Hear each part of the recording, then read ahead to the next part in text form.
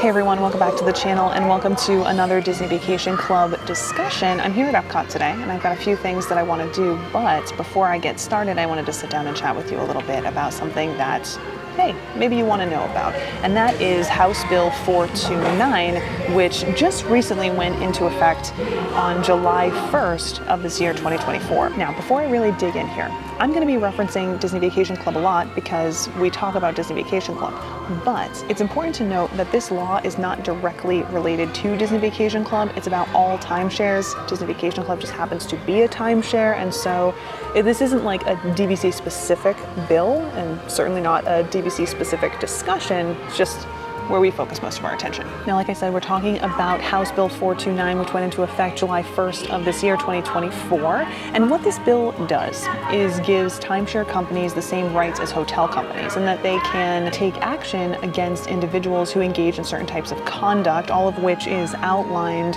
in the bill by doing things like having them arrested or removed from the property. Now, up until this point, which honestly was complete news to me, if you are an owner in a timeshare, you couldn't be removed from that property. You couldn't have the police called on you because you were an owner. You're a deeded owner. You are an owner of that property, at least in part, which is kind of crazy, especially when you think back to some news stories. There were a few over the past couple of years, one of which right over at the beach club where a Disney Vacation Club member assaulted a cast member and was not removed from the property because he was a Disney Vacation Club member who owned Beach Club, which is where this all went down. Now, if that wasn't a Disney Vacation Club member, Disney absolutely would have taken action. But since there was like some legal gray area there, they didn't, or maybe they couldn't. I'm not familiar with what the law was before, but now they absolutely could take action and have that person removed, whether they were a purchaser, owner, or a guest, which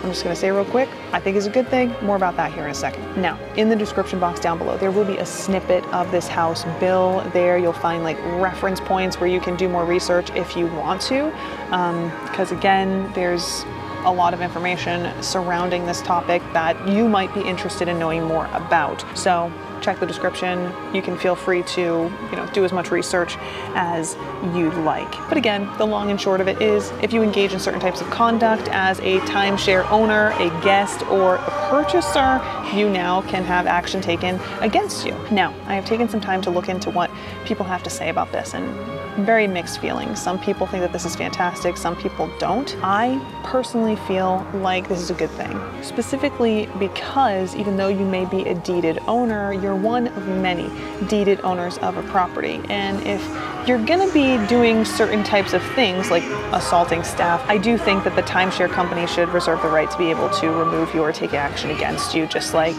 if you were to do that in any other group setting. There are some people out there who don't like this for that very reason, because you're technically an owner in this real estate interest. You shouldn't have action taken against you.